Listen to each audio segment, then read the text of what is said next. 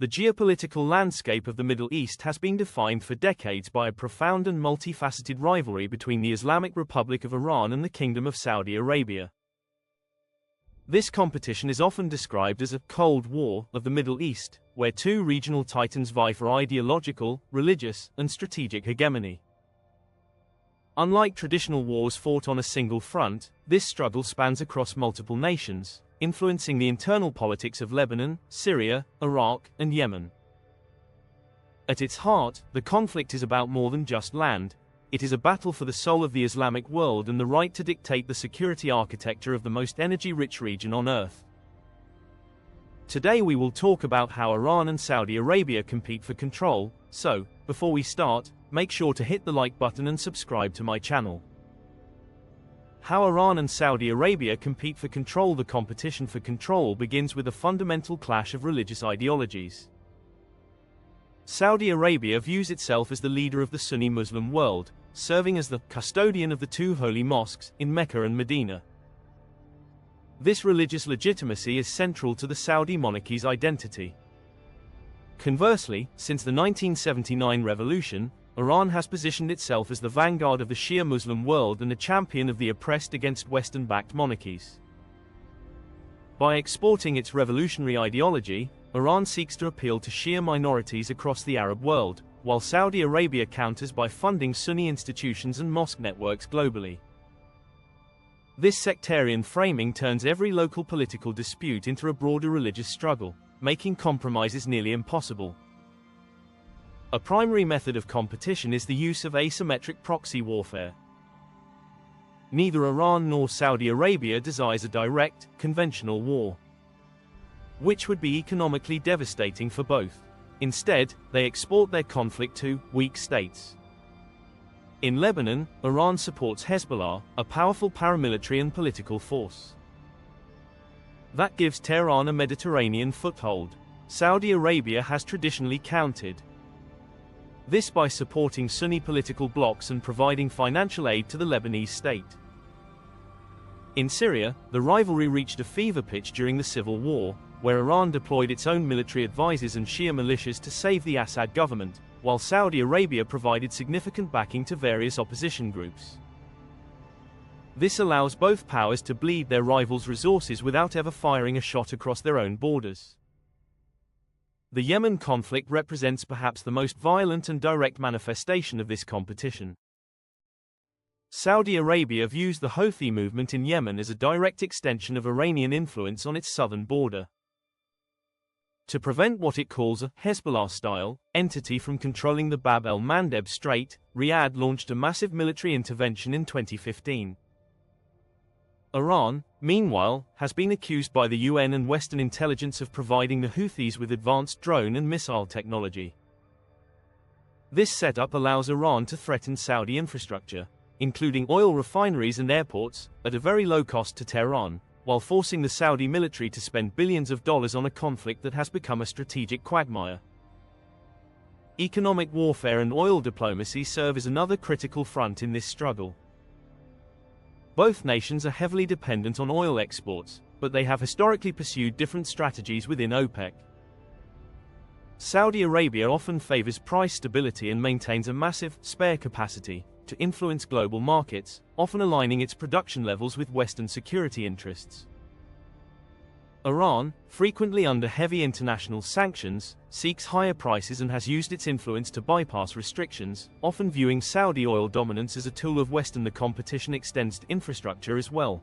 While Saudi Arabia builds pipelines to bypass the Strait of Hormuz, Iran repeatedly threatens to close that same strait, which is the world's most important oil transit point, as a way to leverage its power against the Saudi-aligned global order.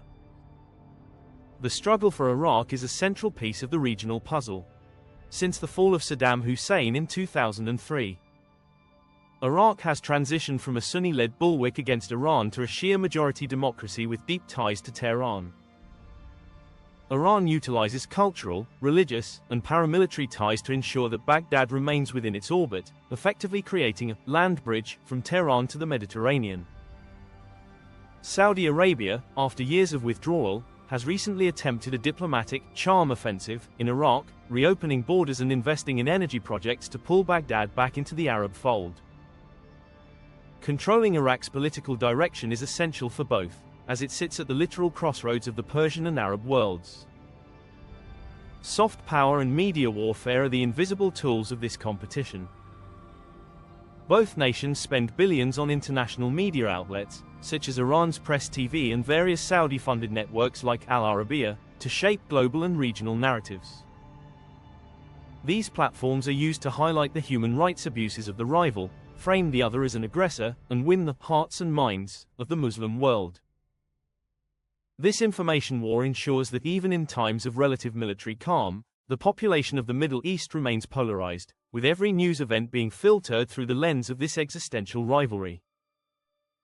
In the realm of nuclear and conventional armaments, the competition has triggered a regional arms race.